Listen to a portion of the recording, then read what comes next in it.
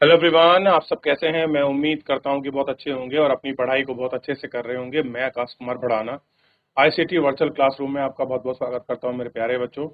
जैसा आपको पता है मेरे प्यारे बच्चों, बेसिकली हमारी आपका जो है 11वीं क्लास है। 11वीं क्लास में हम लोग देख रहे हैं ज्योग्राफी, और इसी ज्योग्राफी के अंतर्गत कल हम लोग आपका क्वेश्चन आंसर कर रहे थे। क्लियर हो गया? तो इसी में हम पहला क्वेश्चन आपका बढ़ रहे हैं, और पहला क्वेश्चन है निम्नलिखित में से किस अंश पर 21 जून को दोपहर पर सूर्य की किरणें सीधी पड़ती हैं? बताइए। विषुवत रेखा पर यानी विषुवत वृत्त पर, 23 डिग्री उत्तरी, 66 डिग्री दक्षिण या 66 डिग्री उत्तरी, किस पर पड़ती हैं सीधी किरणें 21 जून? यह आपको बताना। देखिए बच्चों, आपको बिल्कुल स्पष्ट पता होना चाहिए। 21 जून है और सूर्य अगर सीधा चमक रहा है तो कौन से गोलार्ध में हुआ? उत्तरी गोलार्ध में। तो आंसर ढूंढिए उत्तरी गोलार्ध। आंसर कहाँ होगा? उत्तरी गोलार्ध में। तो दो ही ऑप्शन ऐसे हैं, एक ऑप्शन 23.5 उत्तरी और 66.5 उत्तरी। इन दोनों में से चुनिए। तो जैसे आपको पता है, थोड़ा समझा देता हूँ। सूर्य है, ये 0 है, ये 23.5, ये 23.5। जब भी सन होता है ना बच्चों, ध्यान रखना, ओवरहेड जब भी होगा, सर के ऊपर जब भी होगा, वो कभी भी 23 हाफ को पार नहीं करेगा। वो इधर इससे कभी पार नहीं जाएगा, चाहे कर्क रेखा हो या मकर रेखा। तो सूर्य हमेशा 23 हाफ नॉर्थ और आपका 23 हाफ आपका साउथ के बीच ही फ्लक्चुएट करता है, इसके बीच में ही रहता है। तो इसलिए आंसर क्या होना चाहिए? 23.5 डिग्री उत्तरी गोलार्ध। आंसर क्या होगा? 23.5 डिग्री उत्तरी गोलार्ध इसका आंसर होना चाहिए। देख लीजिए क्या हो गया। 23.5 डिग्री उत्तरी गोलार्ध में ये हमेशा फ्लक्चुएट करेगा। तो आंसर आपको क्लियर होना चाहिए। बड़ा सरल क्वेश्चन था, लेकिन कर्क रेखा, मकर रेखा और सूर्य की शिफ्टिंग अगर आपने अच्छे से पढ़ी है, कर्क रेखा और मकर रेखा को ज्ञान है कि सूर्य कैसे शिफ्ट होता है, यानी कुल मिलाकर कक्षा 6 और 7 का अगर आपने भूगोल पढ़ा है तो उसी का ये क्वेश्चन संबंधित था आपका चैप्टर। अगला है, निम्नलिखित में से किन शहरों में ज्यादा लंबा होता है? निम्नलिखित किन शहरों में दिन ज्यादा लंबा होता है? बताइए कहां पर दिन आपको सर्वाधिक लंबाई में मिले। तो निम्नलिखित में से दिन ज्यादा लंबा कहां होगा? बताइए। तिरुवनंतपुरम में होगा, हैदराबाद में होगा, चंडीगढ़ में न होगा, नागपुर में होगा। तो जो इक्वेटर के पास होगा वही तो होगा। कल भी मैंने बताया था। और इक्वेटर के पास क्या है? तिरुवनंतपुरम सबसे पास हो। क्वेश्चन है, निम्नलिखित में से किस प्रक्रिया द्वारा वायुमंडल मुख्यतः गर्म होता है? ध्यान रखिए, मुख्यतः गर्म कैसे होता है? तो शॉर्ट टेरेस्ट्रियल वेव्स के रूप में आता है, और डीप टेरेस्ट्रियल वेव के रूप में उसको हम जब गर्म हो जाता है तो उसको वापस करते हैं। तो क्या होगा आंसर? सोच के बताइए, आपके हिसाब से आंसर क्या होना चाहिए? देखिए, पन्ना पलटी जब तक आप पढ़ेंगे नहीं, रिवीजन नहीं करेंगे, कैसे क्लियर हो? चलिए, दीर्घ तरंग दैर्ध्य वाली स्थल विकिरण, ना कि सौर विकिरण। स्थल तो गर्म होना है, तो स्थल वाली विकिरण से ही होगा। वो तो आ रही है प्रकाश, वो उसको एब्जॉर्ब करती है। ठीक है, इतना क्लियर होना चाहिए। कब तक हुआ? नीचे बढ़िए। निम्नलिखित पदों को उसके उचित विवरण के अनुसार मिलाइए। चलिए मिलाइए। कैसे मिलाएंगे आप? तो मेरे हिसाब से तो सूर्य तक आने वाली सौर विकिरण। एल्बिडो क्या है? किसी वस्तु के द्वारा परावर्तित दृश्य प्रकाश का प्रतिशत। समताप रेखाएं, समान ताप को स्थान को मिलाने वाली समताप रेखाएं। और नीचे क्लास में क्या जाएगा? वार्षिक तापांतर, सबसे कोष्ठ और शीत महीने का ताप का अंतर। तो इसको इंपोर्टेंट कर कर लिख लीजिए, इस तरीके से आमने सामने करके लिखिए इसको, फिर आगे बढ़िए। हो गया? जल्दी करें। तो अगर लिखना है तो आप जल्दी से लिख लीजिए, ठीक है? अच्छे से नोट करिए इसको। चलिए, पृथ्वी के विषुवतीय वृत्तीय क्षेत्र की अपेक्षा, ध्यान दीजिए, पृथ्वी के विषुवतीय वृत्त यानी कि 0 डिग्री की अपेक्षा उत्तरी गोलार्ध के उपोष्ण कटिबंधीय क्षेत्र का तापमान अधिक होता है। कह रहे हैं कि 0 डिग्री का टेम्प की तुलना में उत्तरी गोलार्ध का जो उपोष्ण कटिबंधीय क्षेत्र है वहां पर टेम्परेचर अधिक होता है। इसका मुख्य कारण क्या है कि वहां का टेम्परेचर अधिक होने का कारण क्या है? तो आंसर होगा उष्ण कटिबंधीय, ये नहीं होगा। चलिए पहले एक बार देखिए, ये नहीं होगा। विषुवतीय क्षेत्रों की अपेक्षा उपोष्ण उपकूलीय क्षेत्र में कम बादल होते हैं, ये भी कारण हो सकता है। दूसरा, उपोष्ण कटिबंधीय क्षेत्र में गर्मी के दिनों में लंबाई विषुवत रेखा ज्यादा होती है, ये भी हो सकता है। और मेन है इसमें उपोष्ण कटिबंधीय क्षेत्र में ग्रीन हाउस गैस प्रभाव विषुवतीय रेखा की ज्यादा की अपेक्षा होती है और उपोष्ण कटिबंधीय विषुवत क्षेत्र में महासागरीय द्वीप में करीब होता है। सोचिए कौन सा है इन चारों में? सर्च करें जल्दी जल्दी। चलिए, तो इसका आंसर होगा उपोष्ण कटिबंधीय क्षेत्र में गर्मी के दिनों में की लंबाई विषुवत रेखा से ज्यादा होती है। बस ये इसका मेन आंसर है। अब हम इसके शॉर्ट जो क्वेश्चन है उनकी तरफ बढ़ेंगे। और जैसे पृथ्वी पर तापमान का असमान वितरण किस प्रकार जलवायु और मौसम को प्रभावित करता है, ये हमको देखना। एक, ये पृथ्वी का तापमान का असमान वितरण किस प्रकार जलवायु और मौसम को प्रभावित करता है, ये देखिए। चलिए आगे बढ़े।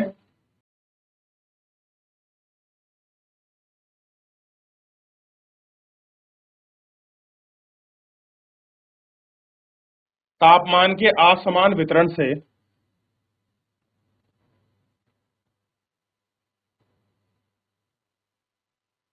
कि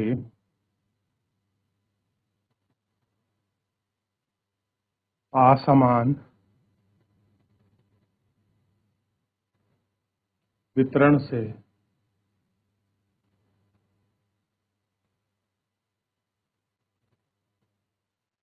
जलवायु तथा मौसम प्रभावित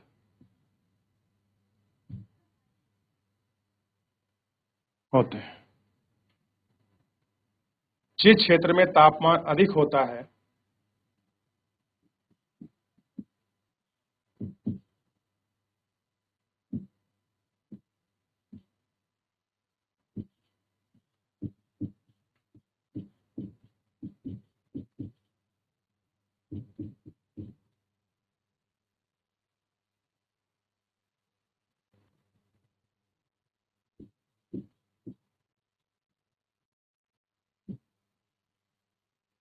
जिस क्षेत्र में तापमान अधिक होता है उस क्षेत्र में हवा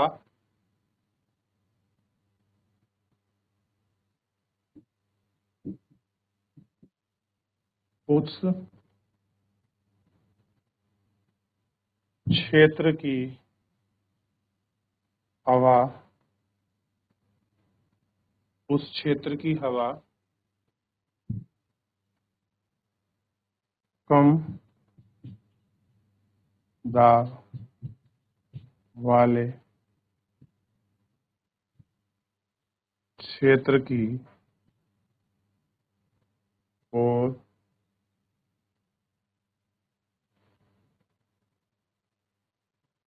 चलती है। यानी कि high pressure to low pressure की तरफ हवाएं चलती है, इसलिए विषुवतीय प्रदेश की हवा ऊपर उठ जाती है।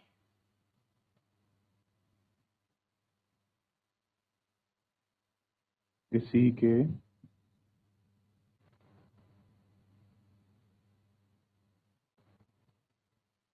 कारण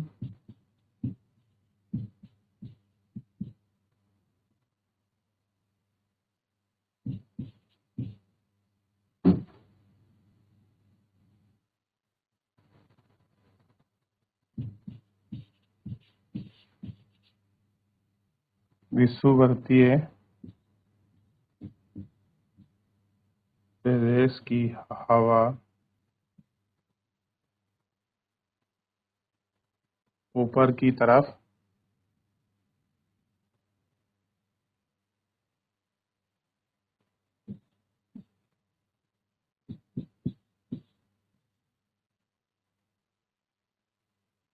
ऊपर की तरफ उड़ जाती है।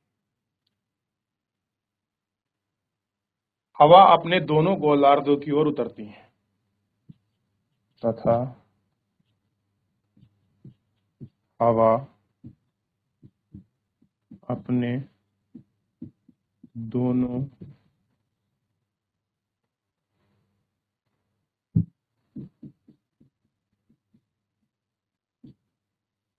गोलार्धों की ओर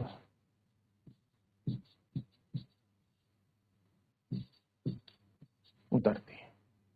ऐसी हैं, दोनों गोलार्ध की ओर उतरती है, जिसके कारण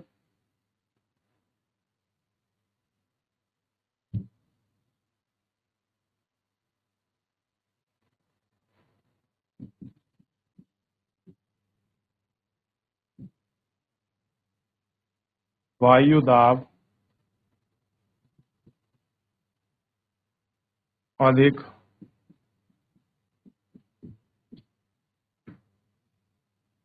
हो जाता है, और जिससे क्या होता है कि वायु दाब जो है अधिक हो जाता है। शुष्क ऋतु में हवा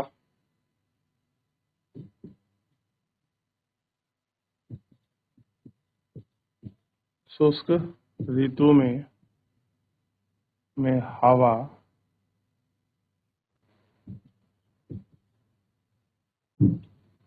स्थल की ओर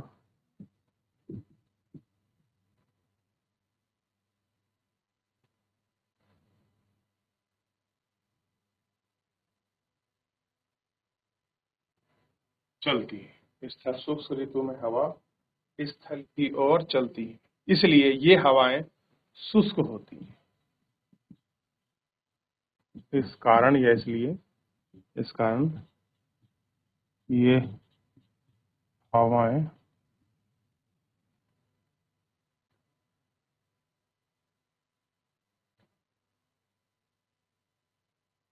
शुष्क होती हैं। ग्रीष्म ऋतु में हवा स्थल की ओर से चलती है।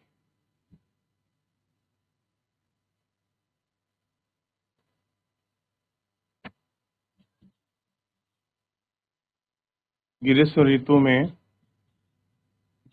हवा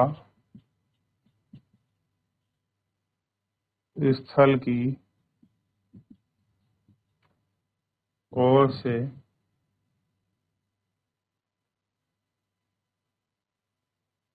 चलती है, इसलिए ये पवन आर्द्र होती है। इसलिए ये पवन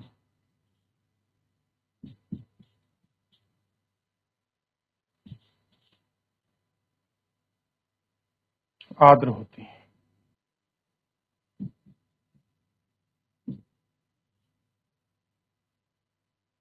तापमान का असमान वितरण इनके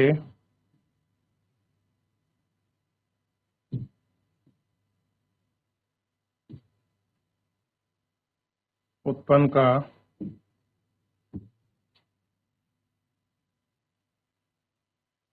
मुख्य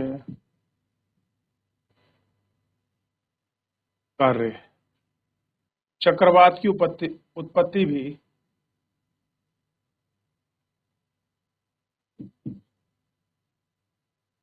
चक्रवात की उत्पत्ति भी तापमान के असमान वितरण के कारण होती है। कैसे होती है? तापमान के कारण होती है। इस तरह तापमान के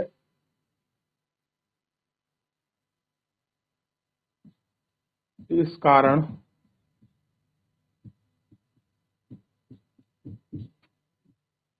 तापमान के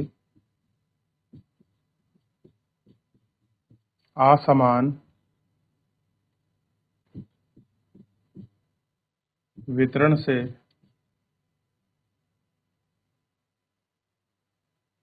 से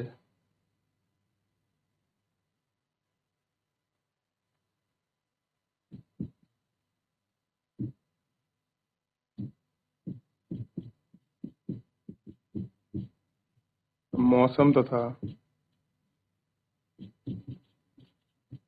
जलवायु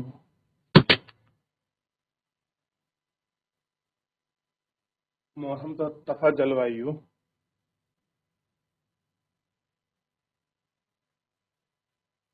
प्रभावित होती है। लिखिए लिखिए एक एक पेज करके। हो गया एक पेज।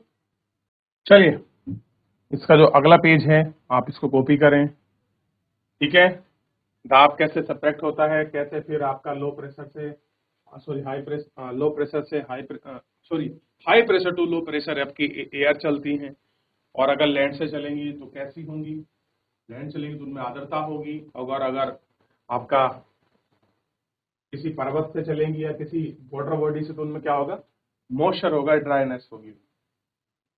चलिए अगले पेज पर बढ़िए, कॉपी करिए। चलिए तो इस तरीके से हमने क्वेश्चन देख लिया। अब है अगले क्वेश्चन, वे कौन से कारक हैं जो पृथ्वी के तापमान के वितरण को प्रभावित करते हैं। मैंने आपको बताया था तापमान के वितरण को प्रभावित करने वाले कारक। तो पहला कारक मैंने आपको बताया था अक्षांश रेखाएं, ठीक है, ऊंचाई बताई थी, समुद्र से दूरी बताई थी, एल्विडो बताया था। ठीक, ये सारी चीजें मैंने आपको बताई थी कि समुद्र जो है तापमान को प्रभावित करने वाले कारकों में इनकी हम गिनती करते हैं या ये काउंटेबल है। इसके बाद हमने बताया था भारत में मई के तापमान में सर्वाधिक होता है, यानी जो मई का मंथ है उसमें टेम्परेचर सर्वाधिक होता है, लेकिन उत्तरायण के बाद तापमान अधिकतर नहीं होता। तो मई के महीने में भारत में कैसा होगा, टेम्परेचर सबसे ज्यादा होगा, लेकिन सर्दियों में उत्तर के बाद टेम्परेचर नहीं होता क्योंकि सूर्य की शिफ्टिंग होती है। जून में 21 जून को सूर्य कहाँ होता है, कर्क रेखा पर, और कर्क रेखा कहाँ से गुजरती है, आपके भारत के बीचों बीच से। टेम्परेचर हो गई, सूर्य की शिफ्टिंग आपका कहाँ हो जाती है, आपका 23 आपका सितंबर को वापस आपका नीचे आ जाती है। ठीक, और उसके बाद जब वहां शिफ्टिंग हो जाएगी तो वहां शिफ्टिंग होने की वजह से उत्तरी गोलार्ध में सूर्य की किरणें आपके तिरछी पड़ेंगी, और उत्तरी गोलार्ध में सूर्य की किरणें तिरछी पड़ने की वजह से तापमान कब प्राप्त होगा, और तापमान कम होने की वजह से आपको यहाँ सर्दी महसूस होगी। क्लियर है, ये हमको देखना था। तो फिलहाल मेरे प्यारे बच्चों आज के इस लेक्चर में इतना ही, मिलते हैं नेक्स्ट लेक्चर में। तब तक अपना ध्यान रखिए, स्वस्थ रहिए, अपनी पढ़ाई को बहुत अच्छे से करते रहिए। मुझसे जुड़ने के लिए आपका बहुत बहुत धन्यवाद।